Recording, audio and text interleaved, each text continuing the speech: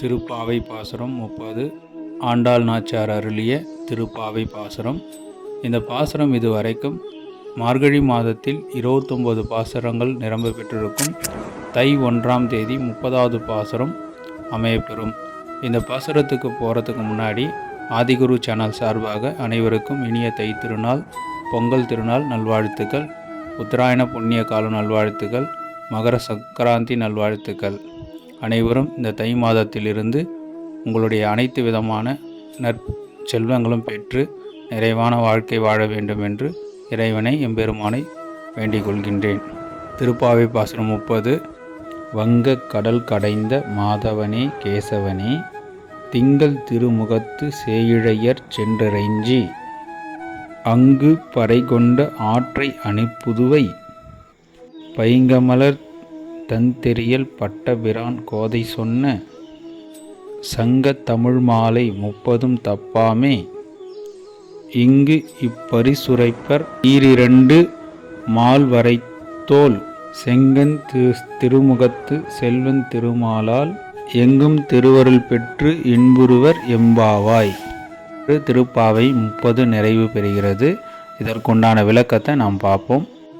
முதல் 2 வரிகள் என்ன சொல்கிறாங்க பாருங்கள். வங்க கடல் கடைந்த மாதவனே கேசவனே, திங்கள் திருமுகத்து சேயிழையார் சென்றறைஞ்சி அப்படின்னும்போது பார்க்கடலை கடையக்கூடிய எம்பெருமான் கண்ணனுடைய அவரை பற்றி சொல்கிறாங்க.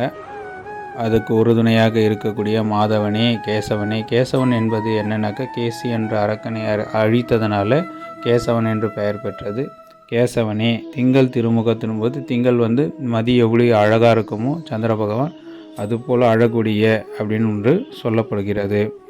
அப்பேற்பட்ட இந்த இறைவனுடைய திருநாமத்தையும் அவருடைய புகழையும் இந்த மார்கழி 30 நாள்லையும் கிட்டத்தட்ட 29 நாள் தை 1ஆம் தேதி சேர்த்து 30 நாள் பாசுரத்தையும் கோதை சொன்ன, அதாவது பெரியாழ்வாருடைய மகள் ஆகப்பட்ட கோதையினுடைய இந்த பாசுரத்தை நம்ம படிக்கும்போது, ஆண்டாள் நாச்சியாருடைய பாடலை நம்ம படிக்கும்போது நமக்கு அனைத்து விதமான செல்வங்களும் நிரம்ப பெறும். மேலும் எங்கு சென்றாலும் உங்கள் வாழ்க்கையில் உங்கள் தேவைகள் அனைத்தும் நல்ல முறையில் கிடைக்கப்பெறும். இதற்காக இறைவனுடைய முழு அனுகிரகமும் உங்களுக்கு கிடைக்கும் அப்படின்றது தான் இந்த பாடலுடைய முழு விளக்கமாக அமைஞ்சிருக்கும். இது வரைக்கும் கிட்டத்தட்ட நம்ம 30 பாசுரங்கள் படிச்சிருப்போம். இந்த 30 பாசுரங்கள் எப்பொழுதும் வேணாலும் படிக்கலாம். மார்கழி மாதம் தான் படிக்கணும்னு அவசியம் கிடையாது. நீங்கள் எந்த மாதத்தில் விரதம் இருக்கிறீங்களோ அந்த மாதத்தில் முதல் நாள்லேருந்து ஒவ்வொரு பாசுரமாக படித்து நீங்கள் விரதம் இருந்துட்டு வரலாம். இந்த பாசுரம் ஏன் மார்கழி மாதத்தில் ரொம்ப சிறப்பு வாய்ந்ததுனாக்கா, மார்கழி மாதம் தான் இருக்கிறதுலையே குளிர்காலமாக அமைஞ்சிருக்கும். ஒரு மனிதன் தன்னை மறந்து தன்னுடைய அனைத்தையும் மறந்து உறங்கக்கூடிய ஒரு இது. அப்பேற்பட்ட நாளில் நாம் சரியான முறையில் எழுந்து அந்த காலை பொழுதில் பிரம்ம முகூர்த்தத்தில் எழுந்து குளிச்சுட்டு அந்த குளிர்காலத்திலையும் நீராடிட்டு நம்ம இறைவனை தரிசிக்கும் போது நமக்கு எல்லா விதமான செல்வங்களும் வீடு பெருக்கட்டும் அப்படின்றது தான் இதனுடைய முழு அர்த்தங்களாக அமைஞ்சிருக்கும். அது மட்டும் இல்லாமல் மார்கழி மாதன்றது புண்ணியமான மாதம்னு எல்லாருக்கும் தெரிஞ்சிருக்கும். தேவர்களுக்கு உண்டான மாதமாகவும் கருதப்படுது. அதுவும் இல்லாமல் எல்லா விதமான தேவர்களும் அன்று காலை உங்களுக்கு ஆசீர்வாதம் செய்வதாகவும் கருதப்படுகிறது.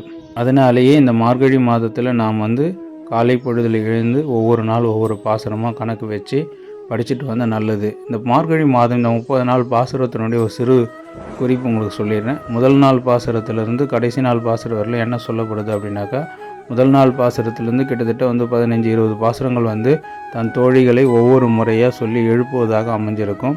இந்த மாதிரி குளிர்காலத்தில் எல்லாருக்குமே இயற்கையாகவே உறக்கம் இருக்கும். அதையும் பொருட்டு நம்ம இறைவனை நினச்சி நம்ம ஒவ்வொரு நாள் பாசுரத்தையும் படிக்கும்போது இறைவனுடைய அன்பும் கிடைக்கும். எப்படி கிடைக்கின்றதா இந்த 25 நாள் கிட்டத்தட்ட பாசுரங்கள் அமைஞ்சிருக்கும்.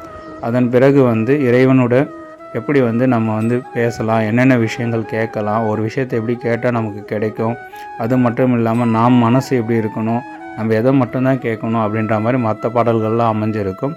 இது இறைவனோடு சேர்ந்து நாம் ஒன்றோடு ஒன்று கலந்து பாடுவது போல் இந்த கிட்டத்தட்ட 30 நாள் பாசுரங்களே அமைஞ்சிருக்கும். அது மட்டும் இல்லாமல் இறைவன்கிட்ட போகிறதுக்கு முன்னாடி அவங்களுடைய வாயற்காவலிருந்து பலராமரிலிருந்து அதுக்கப்புறம் கிருஷ்ண பரமாத்மனுடைய மனைவியும் முதற்கொண்டு கிருஷ்ண பரமாத்மையும் எழுப்புவதாகவும் அமைஞ்சிருக்கும்.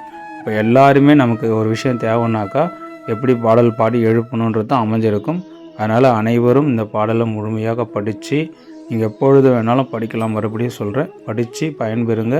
நம்மளுடைய நோக்கம் சரியானதாக இருக்கும் பட்சத்தில் நம்மளுடைய வெற்றிகளும் நல்ல முறையில் வெற்றி அடையும். நன்றிங்க. நமோ நாராயணாய.